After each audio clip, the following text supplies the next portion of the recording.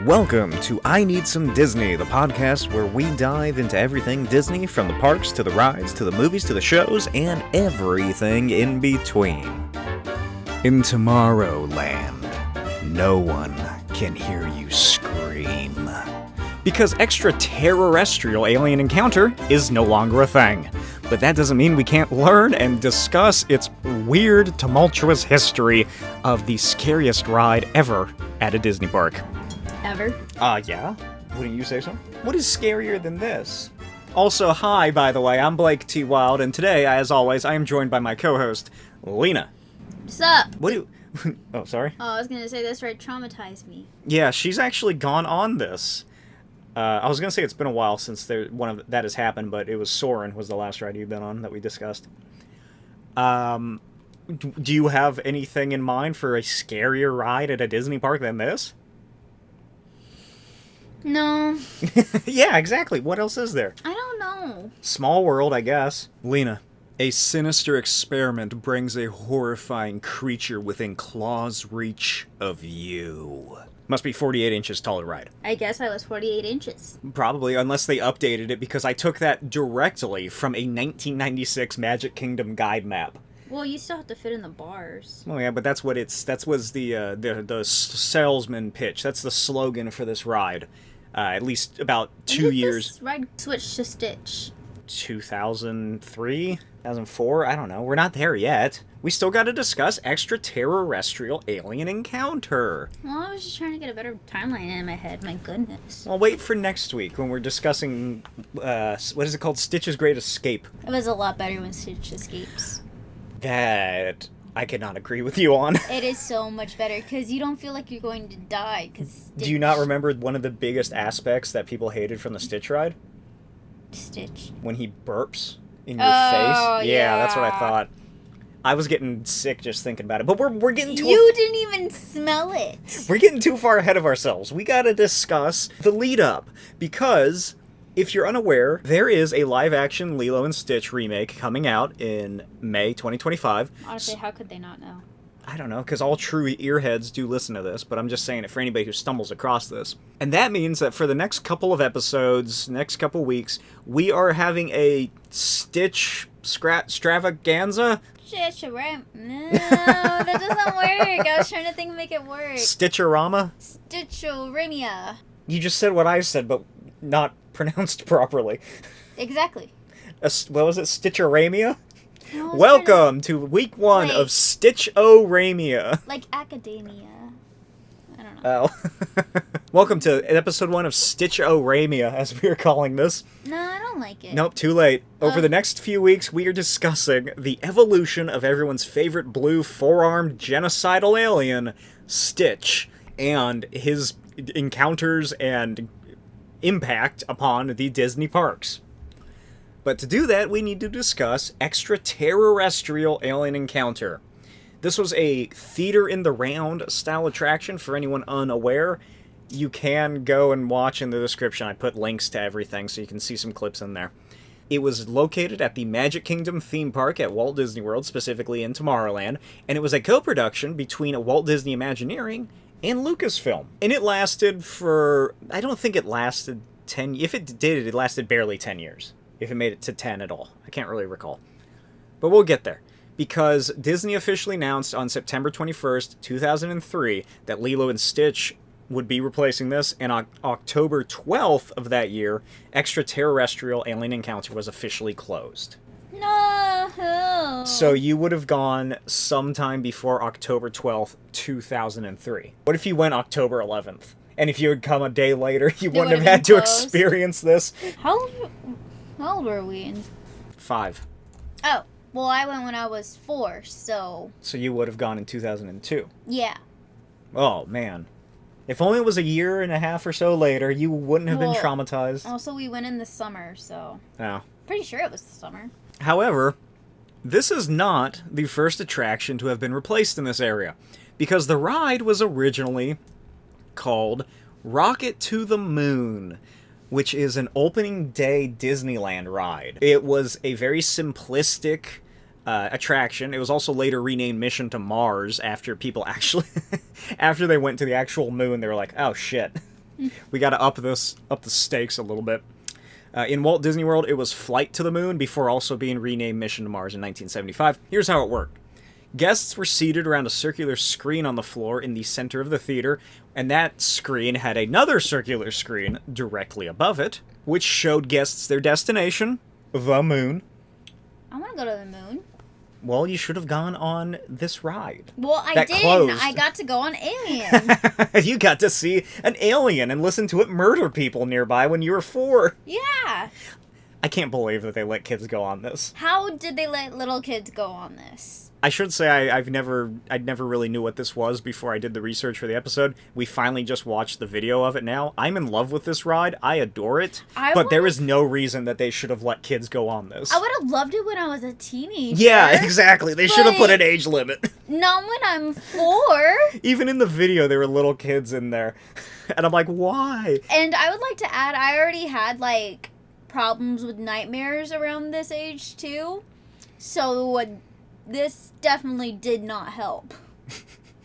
Maybe you would have liked Rocket to the Moon a bit better, because I would have. It was just 2 screens, one on the floor, one on the ceiling, and it showed the moon, and it also showed, like, the launch pad as you lift up and away from it.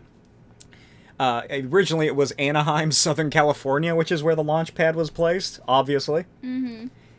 And then it fades through the clouds, and it shows the continental United States, fades even more. You're in space, and you're watching Earth disappear into the distance. And, of course, then it just kind of rewinds itself as you return to Earth. Because, rockets just go up and down. like a slide whistle. But here's the best part about that original attraction. What? You learned facts about the moon. I want to learn facts about the moon. It was edutainment. Edutainment? Yeah, you don't know what that means? Entertainment with education? Educational entertainment. The seats of the attraction would simulate the vibrations and G-force from quote-unquote hyperspace during takeoffs and landings by filling with compressed air. So, right off the bat, there's already several aspects of this that they kind of reuse in ExtraTERRORestrial Alien Encounter. Most notably, the seats mess with you. Yeah. Just they took it to the upteenth level. Unfortunately, all good things must come to an end. And Rocket to the Moon, later known as Mission to Mars, closed at Disneyland on November 2nd, 1992, and in Walt Disney World in October 1993. The main reason behind the closure was that was the perfect spot for a brand new attraction, which would go on to become one of the most controversial attractions at a Disney park, as part of CEO Michael Eisner's ambitious Disney Decade within the 90s, which also included a new reworking of Tomorrowland titled Tomorrowland 2025. No, not 2025, further than that.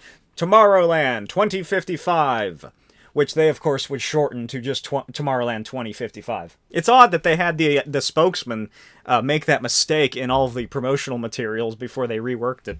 Have you ever heard of that? Tomorrowland 2055? Why would I have heard of that? Well, that's because it was quickly canceled in early 1993 after Euro Disney failed. Oh, yeah, Euro Disney failed hard. That's probably why you shouldn't call it Disney Money. Or what is it? Money Disney. Money Disney. What were they Because only Americans really think of anything Europe as with that prefix of Euro. In 1996, Mission to Mars was temporarily replaced by Toy Story Funhouse. Ooh. I don't know what that is. I didn't look up to. But, of course, that would be eventually replaced at Disneyland by Red Rocket's Pizza Port on May 22nd, 1998, as part of the New Tomorrowland initiative. I'd rather have the old Tomorrowland, please. No, you wouldn't. Never mind, I don't want it. The one filled with, like, pseudo-smog from the gasoline-chugging vehicles, and you get to see the bathroom of tomorrow. It's the bathroom of tomorrow. That's a real attraction. The bathroom. You think I'm joking. It was real. It was a walk-through attraction. Part of the House of Tomorrow. Who wouldn't want to see the bathroom of tomorrow? Me. Is Red Rocket Pizza... That's not what it's called now, is it? That's the Pizza Planet place. Oh, that's right. Now it's Pizza Planet. Of course, however, that's what happened on the West Coast. Out east, They had a little more balls. And on June 22nd, 1995, the area reopened as ExtraTERRORestrial Alien Encounter as part of Magic Kingdom's new Tomorrowland initiative, along with the weirdest ride, Timekeeper. I want to be a timekeeper. It's so odd. I don't know how to explain it because I don't really know much about it, but it just has one of the... Where you're a timekeeper. No, I don't think so. You keep all the time. It has one of the weirdest looking animatronics I've ever seen. Like, you can see, like, an exposed, like, clockwork brain in him and stuff. It's just, it's weird looking. I'll get to it sometime in the future. Get it? Future? In the future. Time? Time.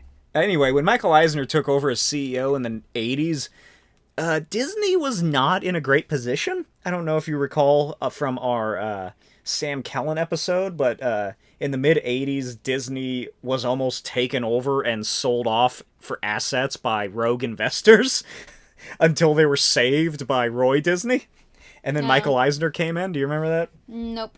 So, get this. What? To rework the system, Michael Eisner became heavily influenced. Where do you think I'm going with this?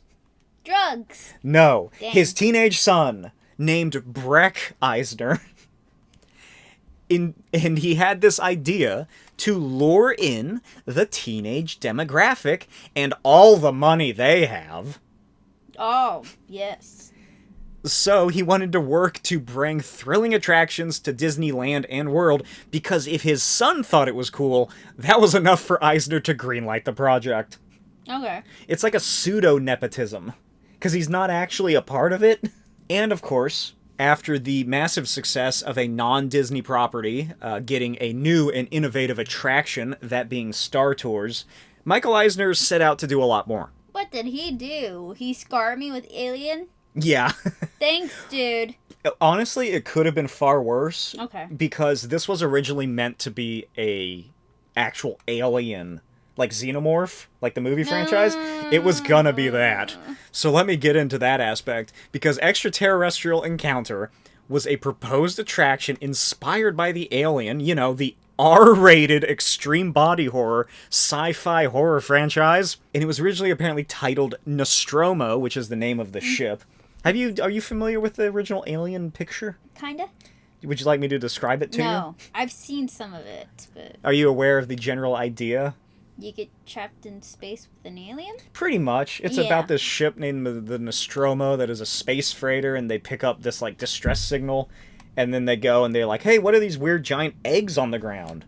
Don't they also find a girl in there, or is that a different one? That's the second one. Oh, okay. So I'm probably getting some of them confused together. Yeah, so the original one, it's just the space truckers, and then one of them gets infested by the facehugger, and then that generates the xenomorph inside of him, the chest burster that pops out. Mm-hmm. And it's just them getting picked off one by one throughout the film until Ellen Ripley's the only one who survives, along with her cat. And then in the second one, it is about her crash landing, I think. It's been a while since I've seen the second one. It's not really my favorite. Hot take, I know. Everybody loves Alien too, but I much prefer the original. Hey. I like how they found a girl who somehow survived the whole time. Yeah, well, it's because her name is Newt. That makes it better. And they come out at night sometimes, or whatever she says in the movie. So she's like the sole survivor of this colony that gets, I think a ship crash lands that was carrying the xenomorph eggs. Mm-hmm. And then they just spread through the colony and fucked everything up. Good. And then the movies get progressively worse and worse. Anyway, originally titled Nostromo, named after the ship, guests would have gone on a rescue mission to the xenomorph-infested space freighter and taken part in a ride-through shooting gallery. What? Yeah, that's what they wanted it to be. Like, what is it, Buzz Lightyear's Space Ranger Spin, or Astro Blasters, is pretty much what it would have been. Except there are massive weapons just bolted onto the cars, and guests would have been able to shoot down horrible insectoid aliens in the dark. That would have been kind of fun. It probably would have been less scary. That would have been more fun. Honestly, it just kind of sounds like an in-person version of that Alien arcade game that they have at the Chuck E. Cheese here in town. Remember with the big rifles that you hold in your hand and you can shoot the grenade? Aliens, but yeah, that's what it is. You played it with me. You looked at the screen. I said I don't remember it being aliens. Obviously, that didn't get very far, and the concept again would get reworked into those Buzz Lightyear rides. Along with, why is it always, like, why does it seem like it's mostly Toy Story that gets those rides, those shooting gallery rides? Like, what other shooting gallery? Web slingers. Oh, God. Why'd you have to remind me of that? Why didn't you just say nothing? So an original story was developed with George Lucas and Lucasfilm being brought back in to work on the project. They reworked the entire thing and created XS technology. Get it? XS? Like, I guess that's what it's supposed to be. It's like a play on capitalism, I suppose, by saying, like, look at all this excess. Sure. I guess. I don't know. I don't know what you're trying to prove here, but okay. I'm just trying to say, is that what they were trying to do? I have no idea what they were trying to do. Is it like a commentary on the capitalistic nature? Because in the Alien franchise, there is the massive conglomerate corporation that owns all the ships and people and whatnot. So I guess it's just a play on that.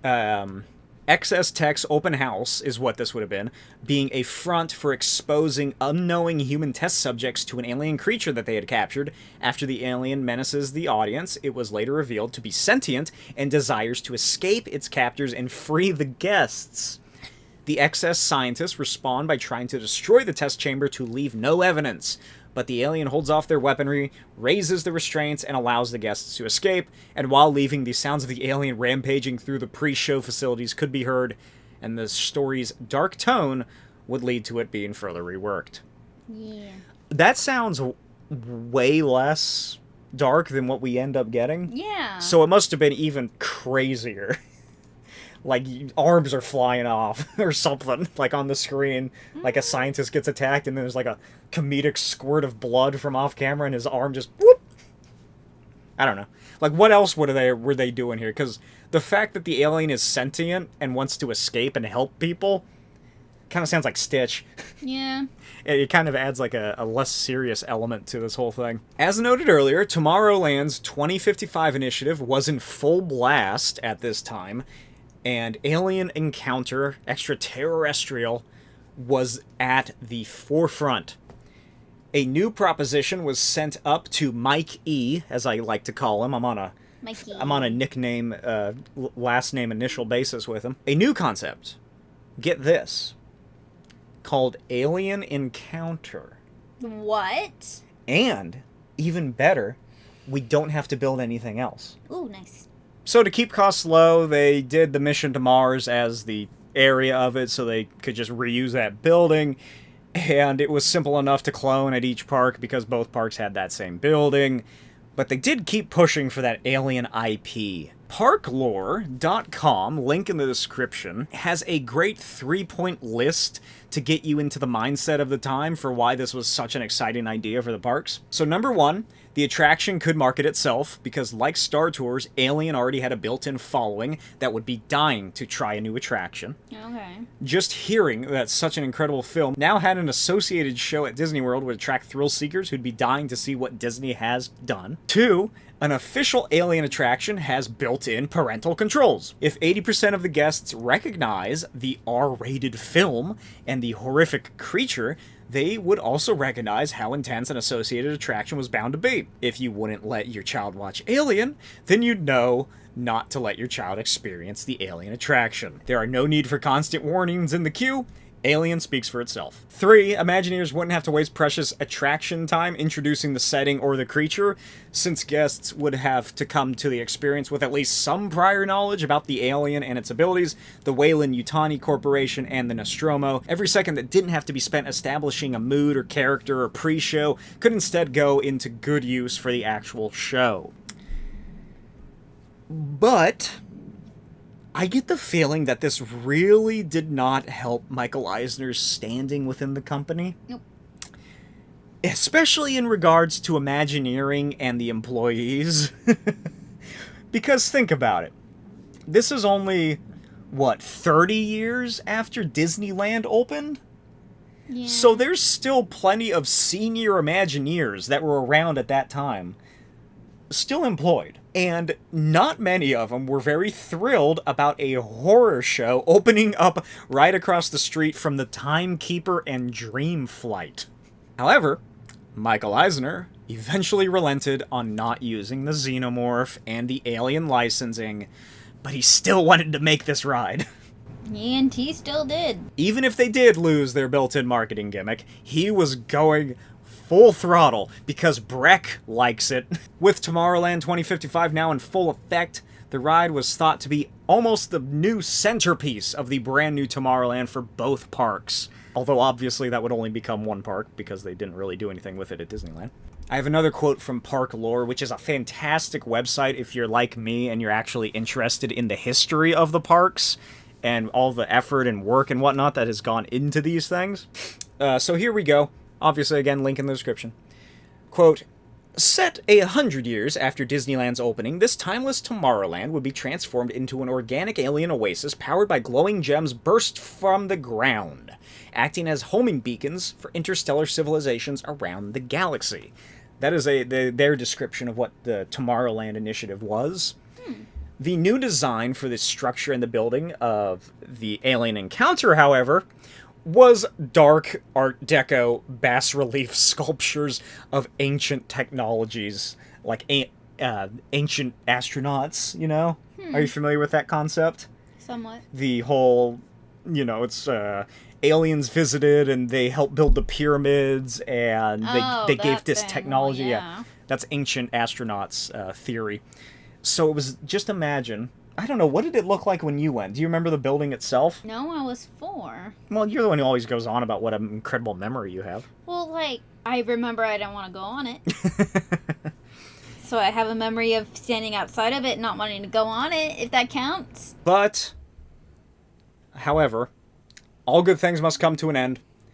And after the almost immediate financial failure of what in 1992?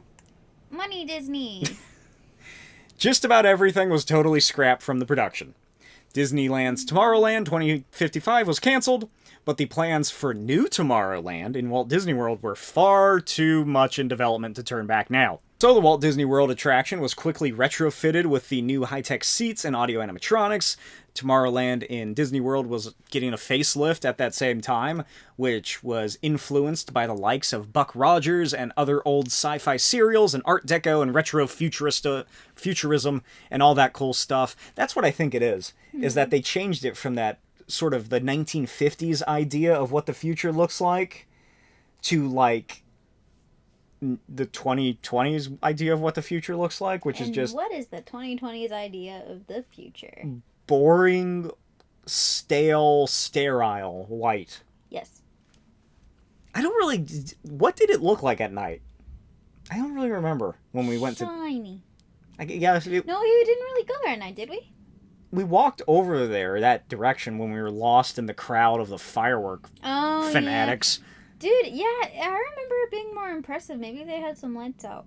Maybe the grid went down, and that's why Space Mountain didn't have any lights either. I remember it just being, brighter. Like, maybe they just needed to change out the lights. I don't know. So this process was also done to make it feel less like a section of a park and more like a living, breathing, functioning city to play into their new narrative.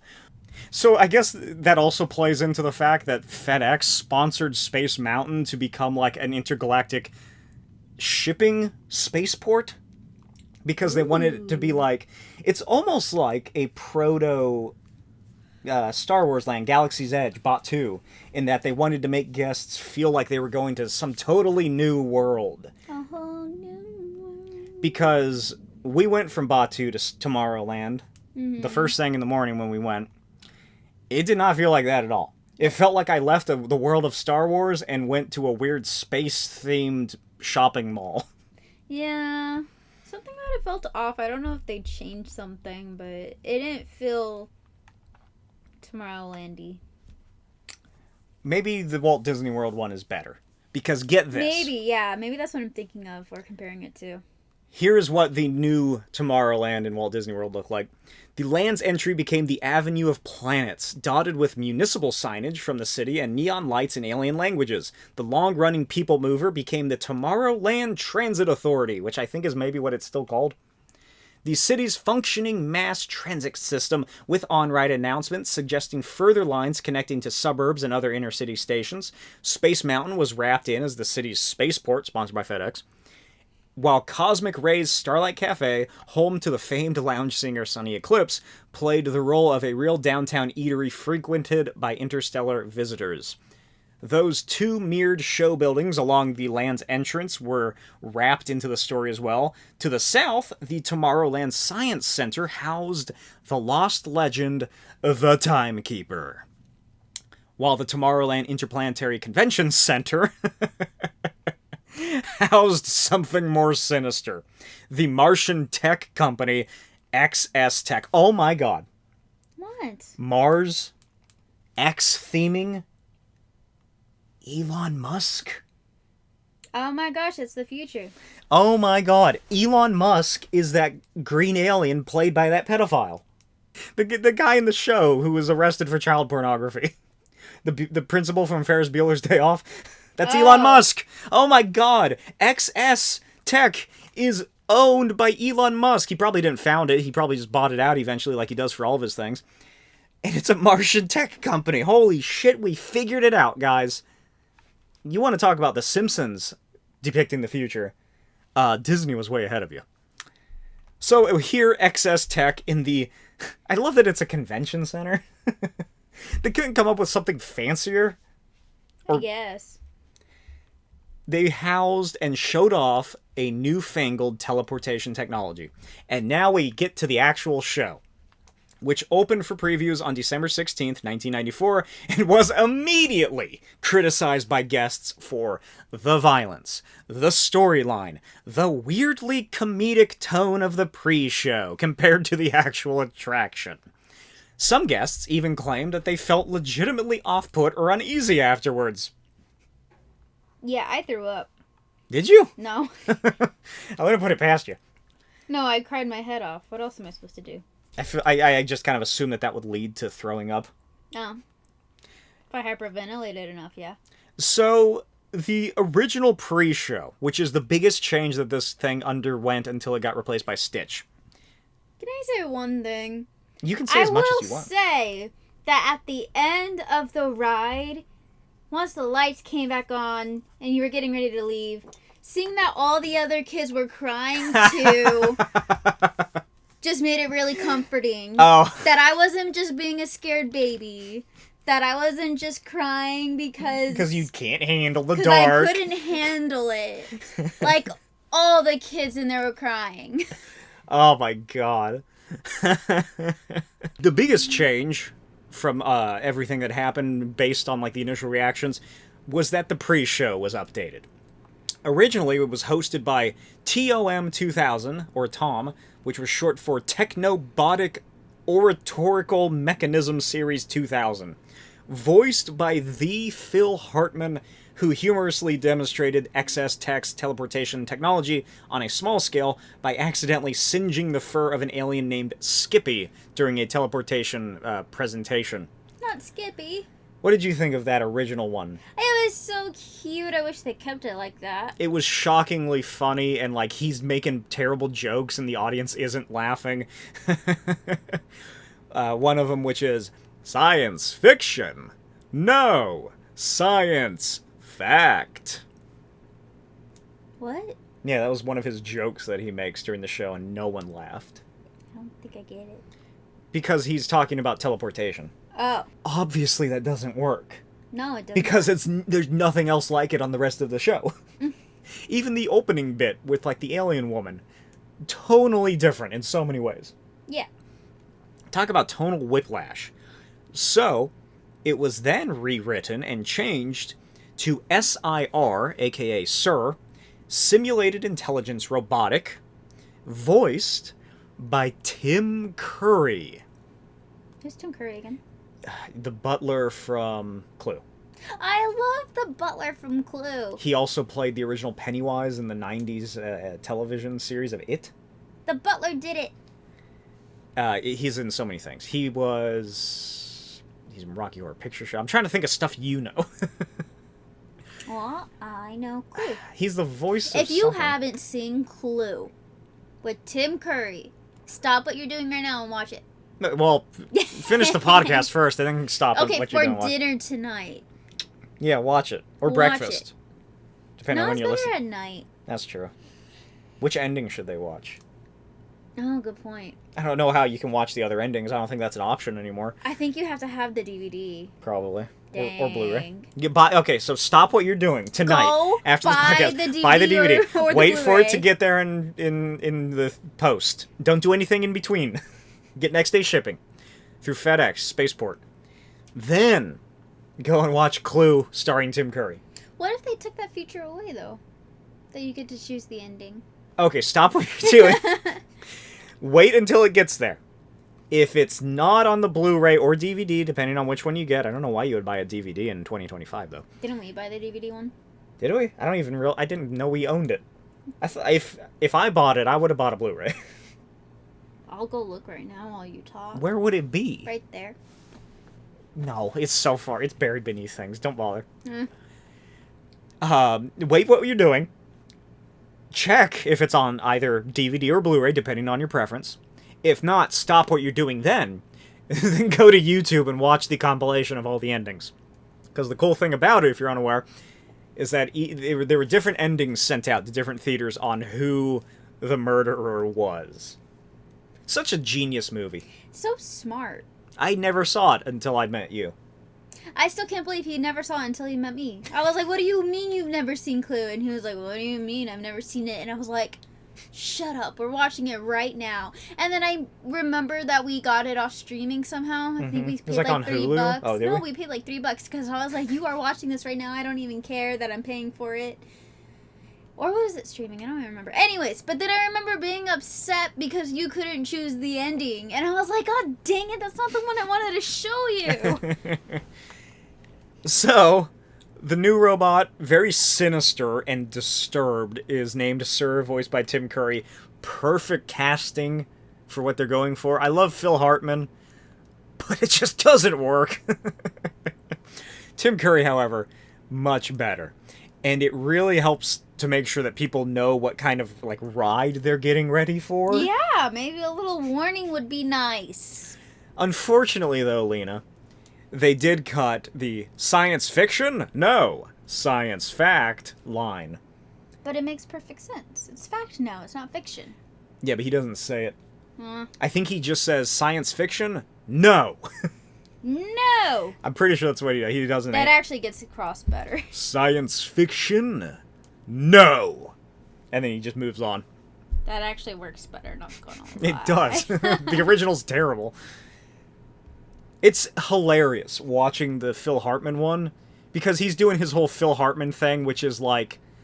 His Phil Hartman thing. He had a character.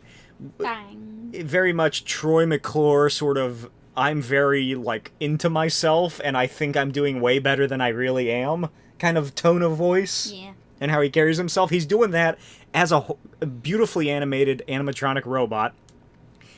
And he's not getting any laughs at all. It's so awkward. Yeah.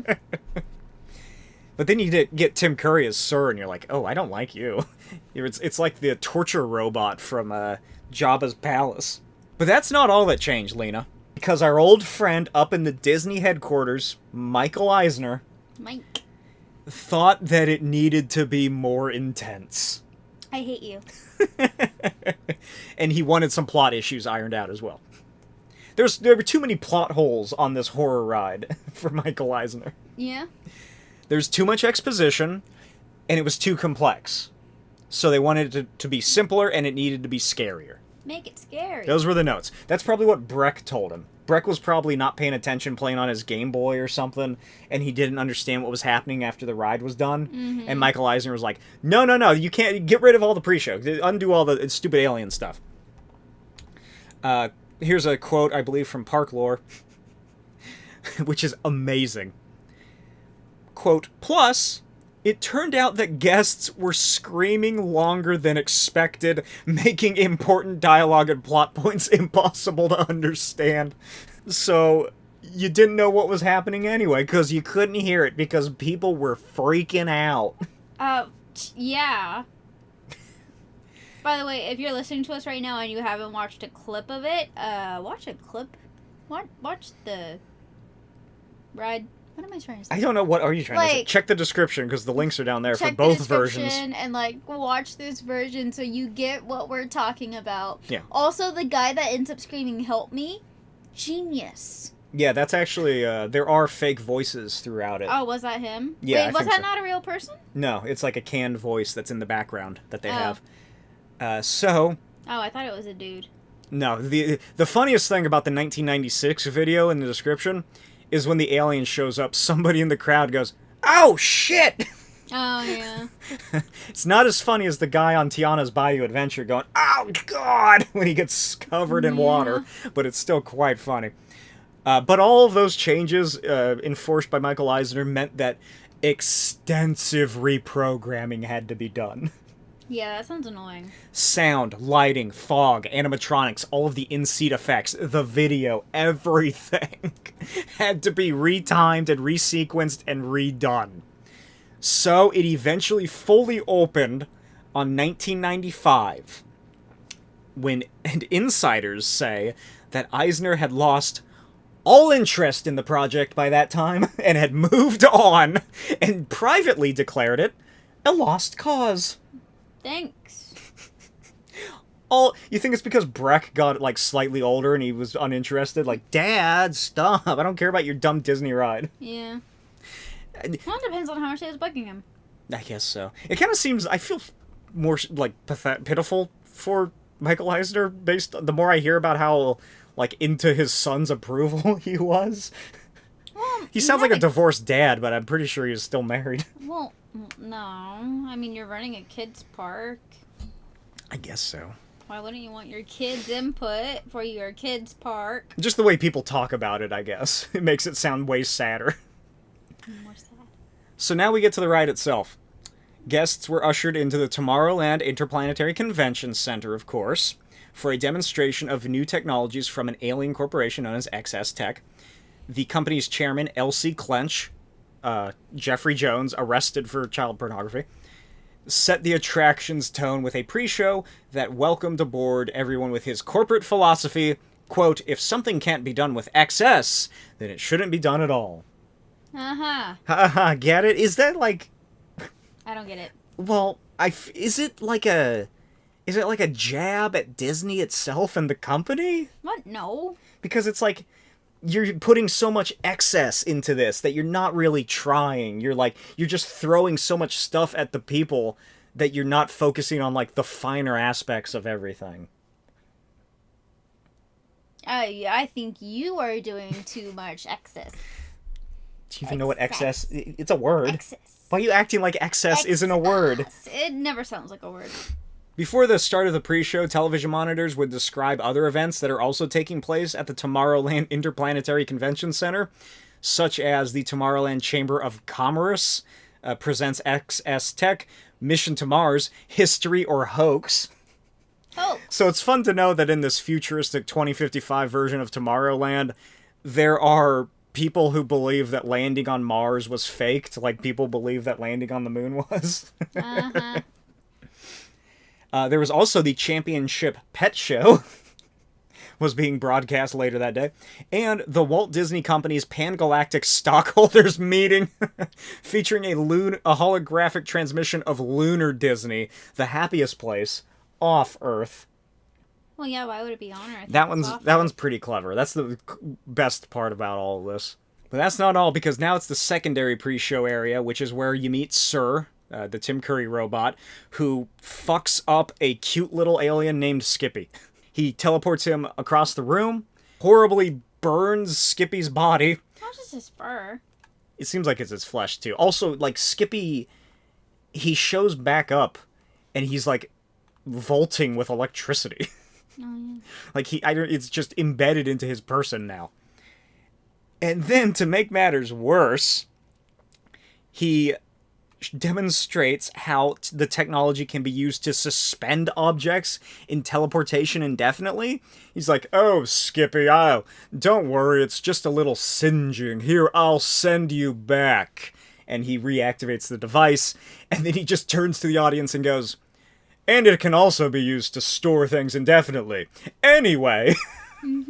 It's so fucked up. He was tired of him complaining. But you are finally brought into the main attraction where guests are seated into harnesses within the circular chamber that surrounds an enormous cylinder, aka the teleportation tube, which is where Clench was supposed to appear because he wants to teleport himself to meet everybody for this special presentation and answer questions in person. However, his impatience and the change of plans, because this was not supposed to happen, it was originally supposed to just be one person from the audience would get teleported, causes the teleportation signal to be diverted to an unknown planet.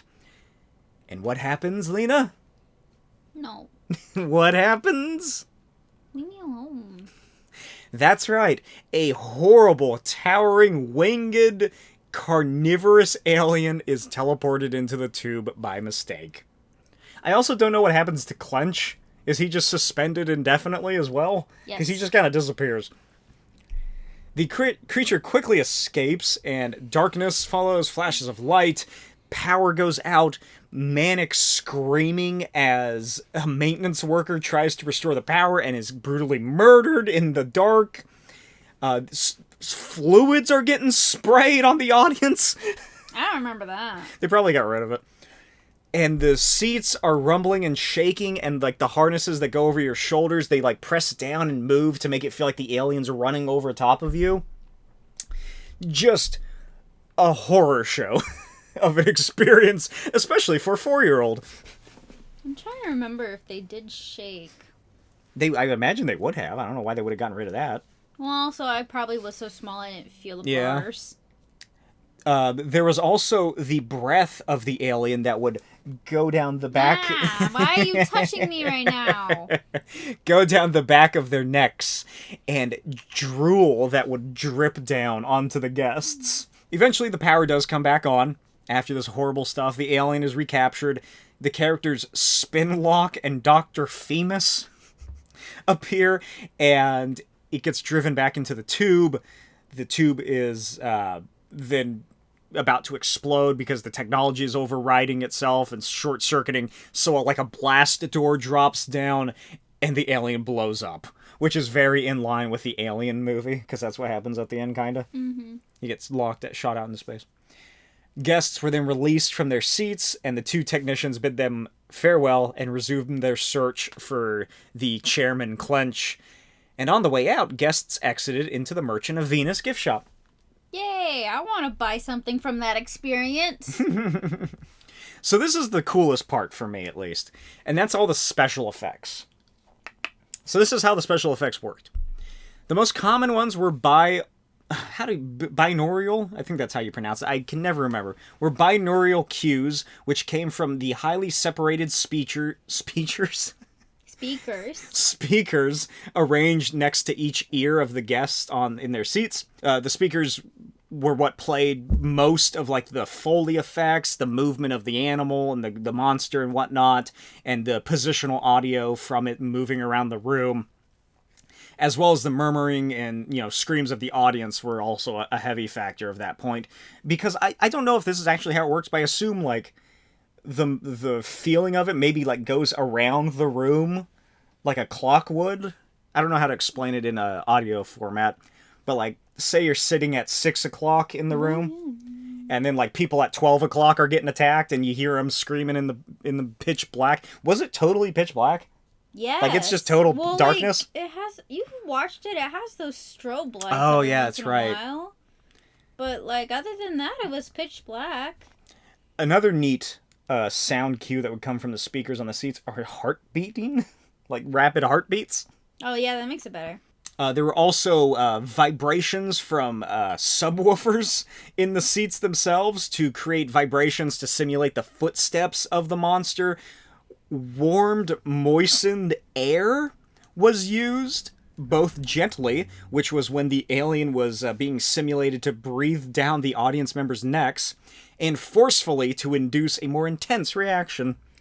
So I guess it's like a huff, like a big brush of air from its mouth right on you. Do you remember that? Is it weird that I kind of remember thinking, why am I wet right now? But I didn't think it was the alien. Oh, you're too young to understand why it was think I happening. was You're like, why is it leaking? Why is it raining right now? Why? We're inside. Well, that's funny you brought that up, because water sprinklers and air blasters were mounted in the row right in front of you. And those were used to simulate either the dripping of either the creature's drool or blood from the attacked workers. There were actual workers who were played by real cast members who would go out into like a catwalk, I guess, or somewhere in the theater, and just carry a flashlight, like move a flashlight around. But the audio was pre-recorded. To simulate the explosion of the alien in the finale, when the blast shield does not close in time, air is blown through soft textile tubes, which cause them to slap back and forth on the audience member's head. I don't know how well that worked. That seems way too much. Yeah. Like, just from a... Not even like, oh, that's too far. You shouldn't do that. It just seems too overcomplicated. During the lighting segments, the show used lasers, rear-projected screens, repurposed from the previous attraction, and, of course, the audio animatronics for the alien, Sir, and, of course, Little Skippy. Yeah, forget about Skippy.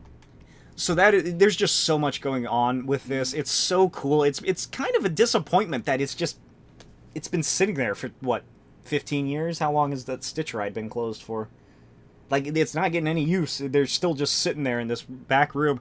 I saw a post online on, like, some Disney thread, which was like, yeah, it's still in there. The cast members sometimes go and eat their lunch in the room.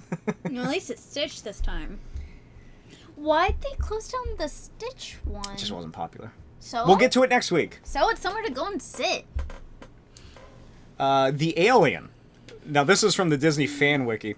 People have studied this thing like it's a real creature and figured out what its biology means. It is approximately 10 feet tall, appears to be arthropodal, albeit certain features of the animal do appear to be reptilian, covered in an exoskeleton stated to be carnivorous, then ornitheus, the latter not being a true scientific classification because it comes from bird, likely meant to describe its flight abilities, which is horrifying. It's like a giant silverfish. Yee. Which is horrible. I hate silverfish so much. Did I tell you about the time I was at my grandparents' work? Sure. And I was playing out in the lot that they owned. Mm-hmm. And I was walking around, and it was in the summer, in the late afternoon. And I picked up a cinder block, and I flipped it over, and there's just a shit ton of silverfish crawling around. Oh, you shouldn't have been touching that brick. I guess. Way to victim blame. You're welcome. The alien appears to have 8 true limbs, similar to an arachnid, with pincers being located on all of these. It also has 6 smaller appendages lining its underbelly, their purpose and nature being unknown. It's like a conveyor belt to pull you up into its mouth. Yeah, would you stop? The alien also had wings on its back, which I feel like don't get shown enough in the ride. You can't really see them. Like, it's not like... what they should have done is maybe built a second one to be like, the power comes back on. Oh my god, where is it? And then it screeches from, like, the ceiling or something, and, like, the wings expand. It had wings on its back resembling those of a bat. It also had large, articulated tail-like features similar to a metasoma of a scorpion, which ends with a large scythe-like barb. Again, I feel like most of this stuff is hidden just by the fog that constantly emits. Well, also, like, it's more of a projection, right? No, it's a puppet. It's an animatronic. Oh, it's a puppet? I thought it was a... Never mind. That makes it even worse. That it's physical? Yeah. It has 2 large yellow eyes in addition to 2 combed antennae, similar to those of a moth, which is likely used for smelling. Yeah. The alien's mouth is not that typical of an arthropod, and it had a single pair of jaws attached to its skull lined with sharp teeth, including a pair of larger fangs at the top and upper of the upper jaw, and much smaller ones on the sides near the top of the bottom. What does that mean? I think what it's saying, it's like it has, it's like an ant, almost. It's how like it an ant? Well, it's like how ants have, like, pincers on the side of their mouths. Yeah, it kind of looks like that. Here's where it gets interesting, because this is what can be implied about its physiology and, like, where it comes from. I like this. I like that somebody went through the effort of doing this. Okay. The animal being an arthropodal implies that there are high amounts of oxygen on the planet it comes from, due to circulatory systems arthropods have being reliant on the concentration of oxygen. The greater the size of one, the more oxygen it is likely present on their planet, so it has way more oxygen than Earth does. The pincers are likely used for predation and assisting in the manipulation of carrion for feeding. It is known that the animal is used to fill a hypercarnivorous flying niche in nature.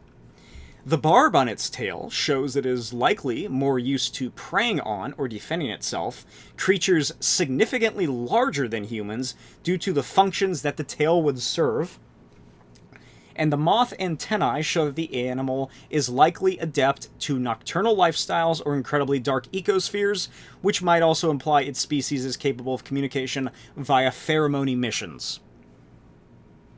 So that's just some fun, ultra nerdy shit that I love. I just adore that people took the time to, like, how would this thing actually function? Where does it come from? What might it look like in reality? Or, well, we know what it looks like. What might its planet be like? What purpose does it serve?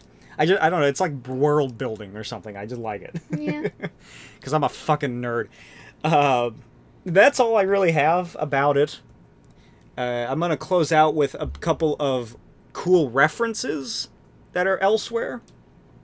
So Skippy, the audio animatronic alien from the pre-show, does make a return in Stitch's Great Escape. Oh, he does? Yeah. Sweet. He actually, both versions of him appear as two different characters. Huh. So he's acting for two. 2 for 2. And an invoice from XS Tech appears on the collector's desk in the Guardians of the Galaxy mission breakout. What? Yeah. We need to go back just so I can stand in that line and look at things. Oh, you want to stand in that line? You can go to Pim's test kitchen while I do it. Okay. I'll walk through the line until I get to the entrance, and then I'll take that last exit, and then I'll go meet you, and we can eat those delicious giant. What did you get? What was that chicken? That giant chicken tender? What was it you got? Chicken steak? Was that what it was? Yeah, it was a chicken something, because you always order chicken whenever it's on the menu. It was big, yeah.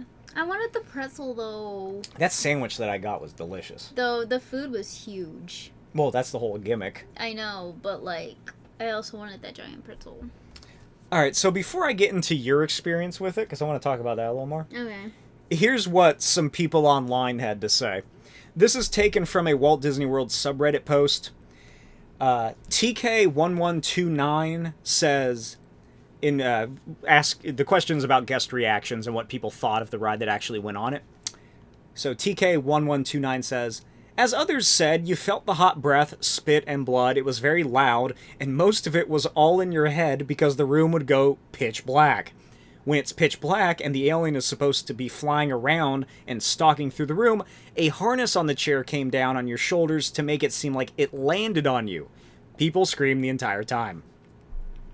Forgotten Pseudo says, in the earliest runs, the blood, quote-unquote, was warm and slightly sticky. Ugh.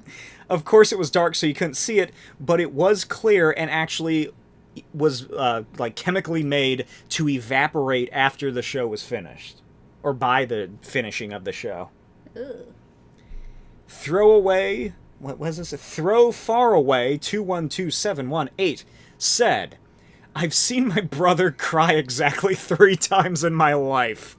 The day our grandmother died, the day he got married, and the first and only time we rode Alien Encounter. Yeah, sounds about right.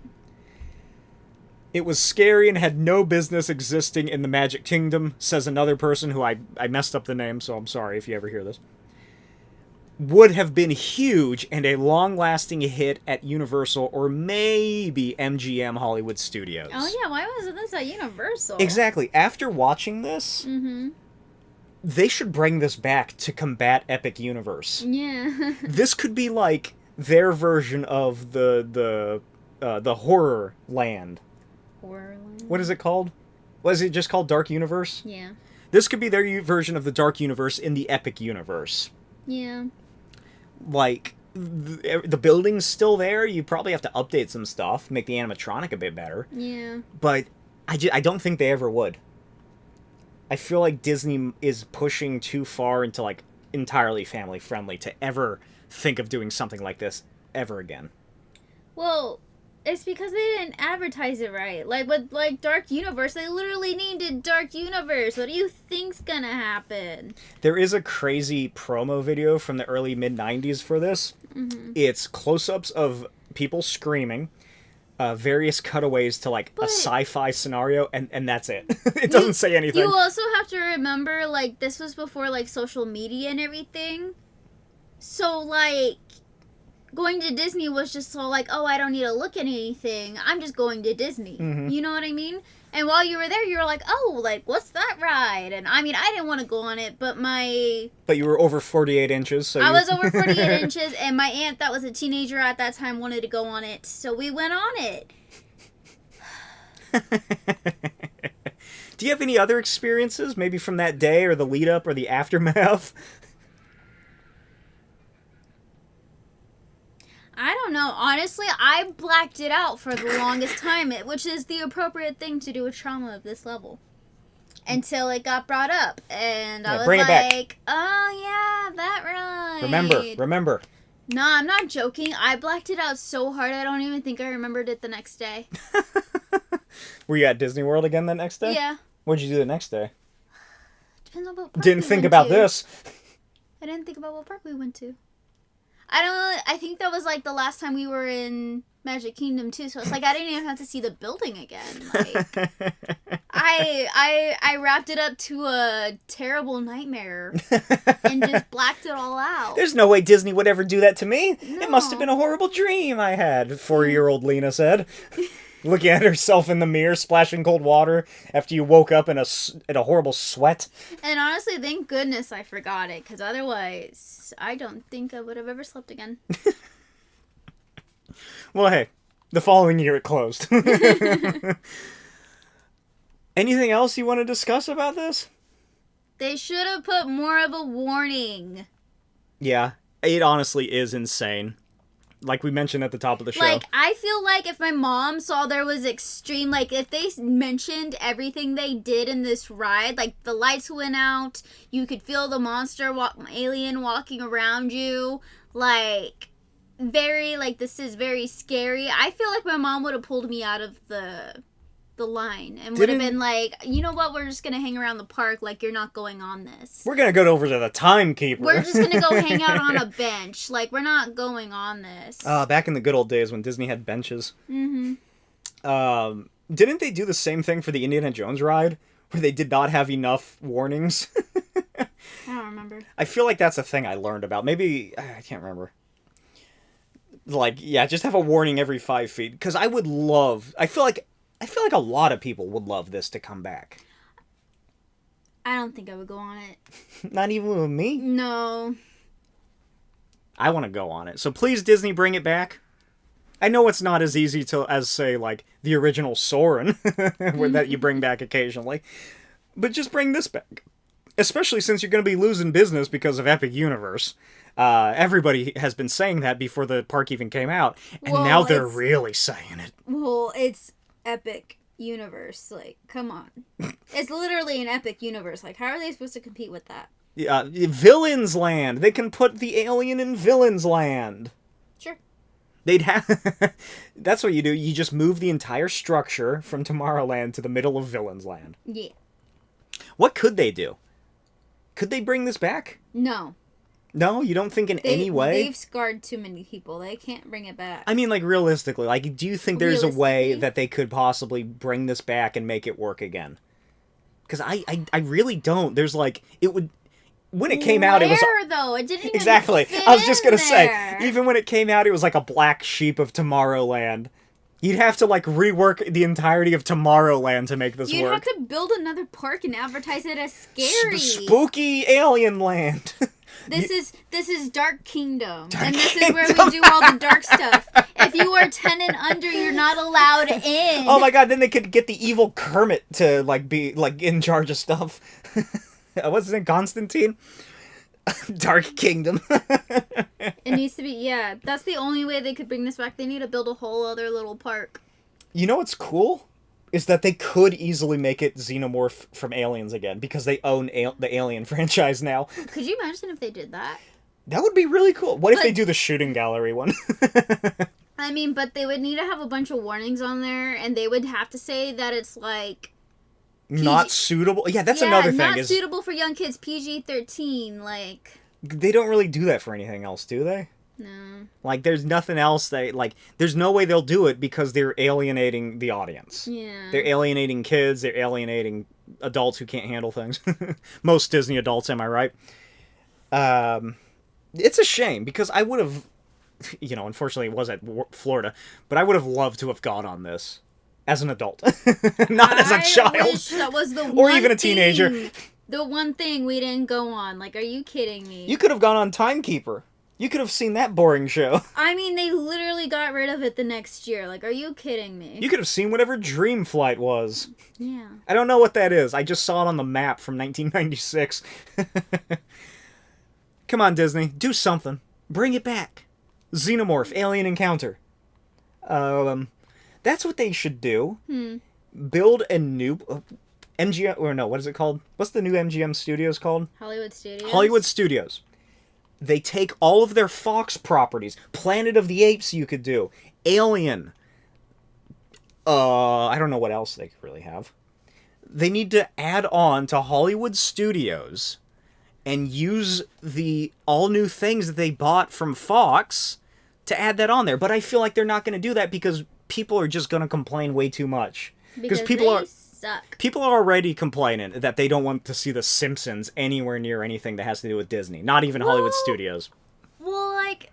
I will admit it does make more sense to be at Universal, but, like, if people are complaining enough online about that, imagine if they tried this, my idea. Again, they'd have to build a whole other park. Like, the whole reason, like... Or an extension. Yeah, the whole reason, like, Epic Universe works is because they built a whole other freaking park. Like, if they went in there and were all like, oh, by the way, we're ripping out the Jurassic Park area to put in, like, Mario Kart Universe, I would have been pissed. Oh, I almost threw up. I would have not wanted to go. Like, what do you mean you just got rid of all the Jurassic Park? Or if they got rid of, like, the Toon area... Could you imagine? Like, okay, yeah, that makes more sense. You mean at Disney? No, the little Toon area, the comic book area. Oh. The comic book and, like, Toon Lagoon area. The I think that's mostly a Popeye thing at and Universal. Falls. Like, or at Florida. Imagine they ripped that all out and we're all like, oh, we're ripping it all out for the Mario. Planet of the... Mario, the Mario World. I'd be like... Why is Mario World always your example? Well, like, I'm just saying if it's better. Toon World is now like, Isle of Berk. You know, Toon World, Mario World, same kind of vibe. Like, I'd be so pissed. If they got rid of Ripsaw Falls, I'd never go back, because that is my favorite ride there. Like, if they ever got rid of that water ride, I'd dip out. I'd never go to the park. Not even Epic Universe? Well, I'm saying if they got rid of... Or you just wouldn't go... You wouldn't go to normal Universal. Yeah, I wouldn't go to Islands of Adventure, because, like, that would ruin it for me. Yeah, get rid of Islands of Adventure. Yeah, like, if they started tearing things out of Islands of Adventure, like, I wouldn't go, because I honestly, truly believe, like, Islands of Adventure is perfect the way it is. Well, it kind of has to be, because they can't do anything else with it because of contracts. Oh, I didn't know that. But, like, if they touched anything with it, like, I'd be hurt. The only thing they can ever do, because when they made those contracts, it's very specifically those early to mid-2000s versions of Marvel. That's why Cyclops walks around in a fucking trench coat. Well, and that's just the why they look the way they do. area. Is there more to it? Yeah. Oh, I don't fucking know. I've never been there. I thought it was the Marvel place. So... I'm literally saying it's like the best park ever, and you think it only has old comic book characters? How dare you? How dare? Don't even talk to me. Alright, are you ready for trivia? Yeah. So every episode we play the Disney Play Disney app. We do random trivia. Oh boy, is it a hoot. Yeah. Again, they make this for the park while you get bored in line. And it's never fun. So the Well, score... okay, we pick random, so It's very hard it questions. makes it hard. So the current score as it stands is Blake 8.5, or 8.5, Lena 14. Would you like to read my question to me? Oh, hopefully it's easy, thank God. Okay, read the question out loud. Lightning McQueen needs his rest in between races. Oh. Who drives him from one contest to the next? Yes! Oh my God! Mac. Who is it? It's Mac! They spelled Mac wrong. What were the other answers usually? Mac, Jack, Rack.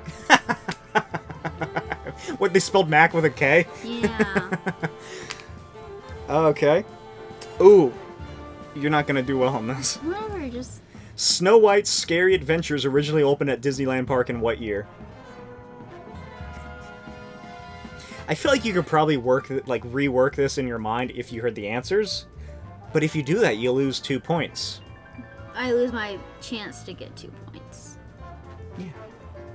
Would you like to hear the answers? Yeah, tell me what they're... Did it open? 1955, 1983, 1993, or 2010? 1955? Is that your final answer? Really? Just pick it. I don't think I'm getting this one. Oh my God, you got it right. Oh my God. I thought that was wrong. I thought that was wrong too. What were you doing? It opened in 1995. I thought because they put both 83 and 93, then it would have been one of those. Alright, the score as it stands, Blake, 10.5, Lena, 15. I am slowly catching up to you. I just have to hope that you get a couple questions wrong, and then I'll be tied almost. I keep dreaming. Gee, thanks, my love. No, I'm just joking. It's just random trivia. Who cares who wins or lose? Apparently only you do. Yeah, who cares? Well, with that, I hope you enjoyed. Let us know what you thought in the comments below. Follow us online, social medias at I Need Some Disney. Subscribe to the YouTube channel. Follow us wherever podcasts are listened to. And we'll talk to you next time. Bye. Bye. Thanks for listening to I Need Some Disney. This podcast is in no way affiliated with or endorsed by the Walt Disney Company. All opinions, facts, and fun here are our very own. Don't forget to subscribe, leave a review, and connect with us online. Leave any suggestions for future topics in the comments.